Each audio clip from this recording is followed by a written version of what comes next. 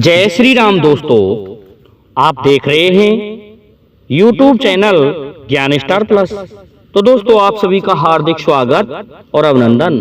दोस्तों, आज हमने आपके लिए कमेंट चुना है श्रीमान प्रेमदास यादव जी, ग्राम झारी खेड़ा, मध्य प्रदेश से। दोस्तों, ये लिखते हैं, मरने को युग एक बिता जाते,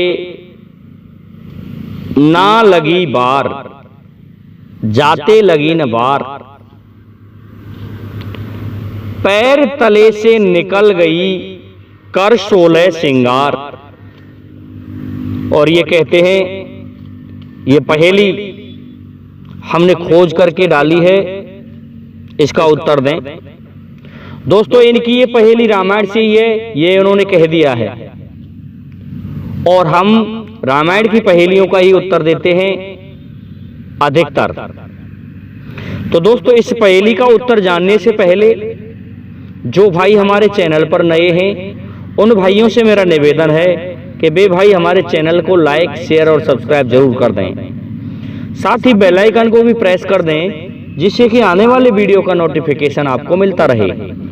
दोस्तों, पहली लाइन में लिखा है कि मरने को एक युग बिता जाते। कोई व्यक्ति मरने को नहीं मरते, लेकिन एक युग बिता जाते, पर मरने में थोड़ा भी समय नहीं लगा। और लिखा है आगे कि पैर तले से निकल गई कर सोलह सिंगार। उनके पैर के तले से ही निकल गई कोई वस्तु, 16 सिंगार करके।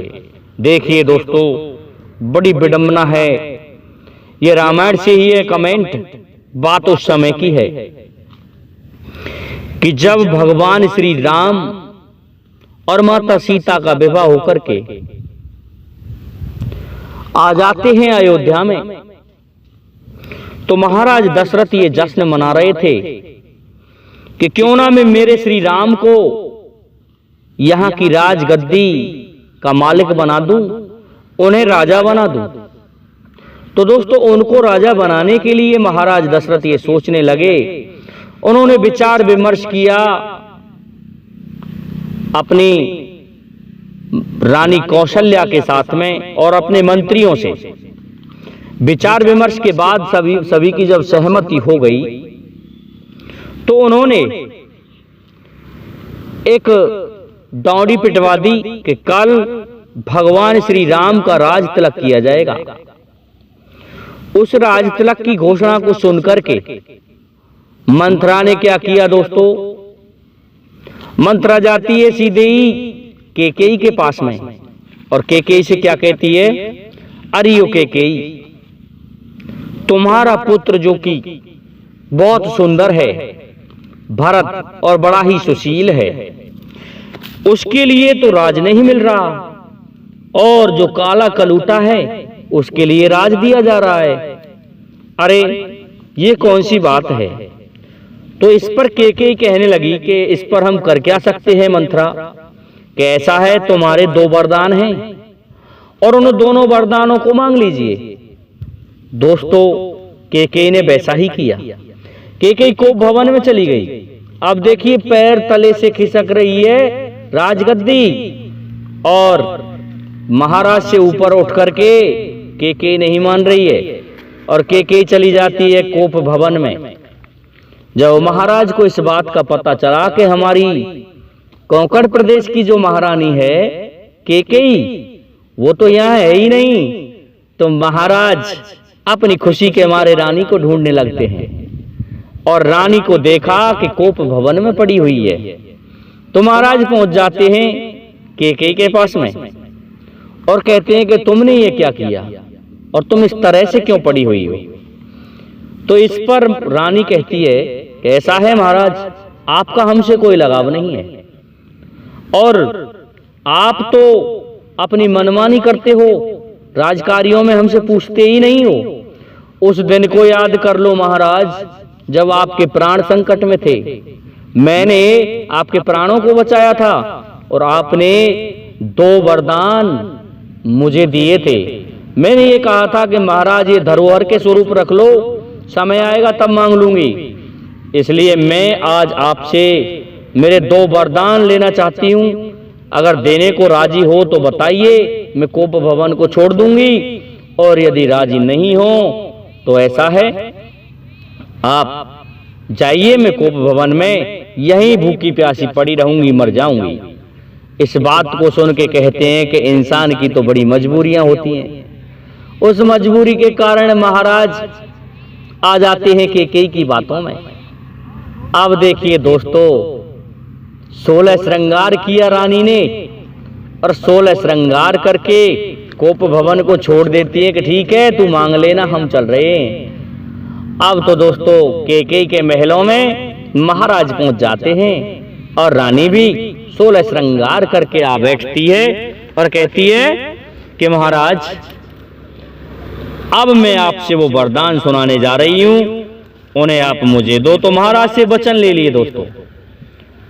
तो उन्होंने मांगा कि ऐसा है, मेरा पहला वरदान तो ये है कि मेरे पुत्र भरत को राज दे दिया जाए। मिलना चाहिए राज तो मेरे भरत को ही मिले। महाराज कहने लगा, हमें कोई बुराई नहीं है, राम के स्थान पर हम भरत को राजा बना देंगे। तो दोस्तों हां भर लिया महाराज ने, और दूसरे वरदान में कहा कि दूसरा वरदान सुन लीजिए महाराज। दूसरा वरदान मेरा इस तरह से है, आपके जो प्रिय पुत्र राम हैं, उनको 10 और 4 14 बरस का वनवास दे दिया जाए। ये सुना कि महाराज के पैरों तले से गद्दी की तो क्या चले, जमीन खिसक गई दोस्तों। महाराज तिलमिला गए, और तिलमिला करके पड़े रह जाते हैं रानी के बिस्तर पर, बेड पर। और दोस्तों कहने लगे, हाय राम, ये क्या मांग लिया रानी तूने मुझसे। कहने लगी, देने में ऐतराज हो रहा है तो आप मत दीजिए, आप वापस ले लीजिए। जब आपको इतना दुख हो रहा है, हम तो आपको प्रिय हैं ही नहीं, आपको इतनी ईर्षा हो रही है तो कोई बात नहीं है। महाराज कहने लगे कि रघुकुल रीत सदा चल आई, प्राण जाए पर वचन न जाई। हे केकई, मैं वचन दे चुका हूं, इसलिए भले ही मेरे प्राण चले जाएं, लेकिन मैं मेरे वचनों को वापस नहीं ले सकता। दोस्तों महाराज तिलफिला करके पड़े रह जाते हैं उसी स्थान पर, उस बेड पर, उस बिस्तर पर। अब तो दोस्तों जब प्रातः काल होने को था, इधर जब पता चलता है मंत्री सुमंत को, तो मंत्री सुमंत कहने लगता है कि तीसरे पैर भूप नित जागा। ये हुआ क्या, महाराज क्यों नहीं आए। लेकिन जब ये गुप्तचरों से और मंत्रियों ने पता लगाया कि राम जी के लिए वनवास और भरत के लिए राज दे दिया गया है, महाराज उसे सहन नहीं कर पाए हैं। इस कारण से वो वहीं पड़े रह गए हैं उसी बिस्तर पर। दोस्तों महाराज ने देख लिया कि अब तो मेरा चलने का समय हो गया, क्योंकि राम के बिना तो मैं जीवित रह ही नहीं सकता हूं। दोस्तों ऐसा ही हुआ। भगवान राम को जब इस बात का पता चला तो केकई से विदा लेने गए। कहने लगे, माता केकई, मैं आपके वचनों के अनुसार, मेरे पिता के वचनों को निभाने के लिए वन में जा रहा हूं। हे माता, हमें अब आप विदा दे दो। विदा लेकर के चले जाते हैं भगवान श्री राम, लक्ष्मण और सीता। पीछे से महाराज देखते राम राम करके, जय जीव करके दोस्तों स्वर्ग लोक को सिधार जाते हैं महाराज।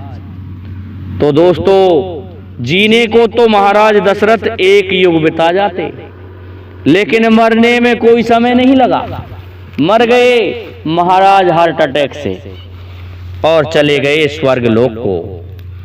जब ये चर्चाएं चली कि केकई ने ये क्या किया, देखिए एक स्त्री को नहीं समझा पाए।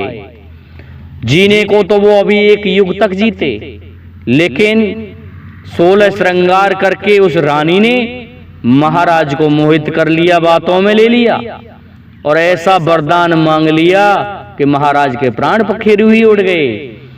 तो दोस्तों ये बात उस जगह की है। तो श्रीमान प्रेमदास जी, आपकी ये पहेली रामायण में यहां पर लगती है। और देखिए, पैर तले से ही तो खिसकी है ये गद्दी, ये जमीन, और 16 श्रृंगार करके वो भी पैर के ही नीचे रहती है, स्त्री पुरुष के। महाराज का जूता उसी के नीचे तो रहती है, लेकिन देख लो के ने क्या किया कि उनसे भी ऊपर उठ करके क्या मांग लिया। इसलिए दोस्तों, कभी किसी बात का पता नहीं रहता कि एक युग जिएंगे या आज ही चले जाएंगे, इस बात का कभी पता नहीं रहता। मैं समझता हूं आपकी समझ में हमारा ये वीडियो आया होगा, इसलिए अब आप सभी से मेरा निवेदन है कि हमारे इस वीडियो को लाइक, शेयर और सब्सक्राइब कीजिए, साथ ही बेल आइकन को भी प्रेस कर दीजिए, जिससे कि आने वाले वीडियो का नोटिफिकेशन आपको मिलता रहे। दोस्तों, जय हिंद, जय भारत, जय जय श्री राधे, जय जय श्री राम।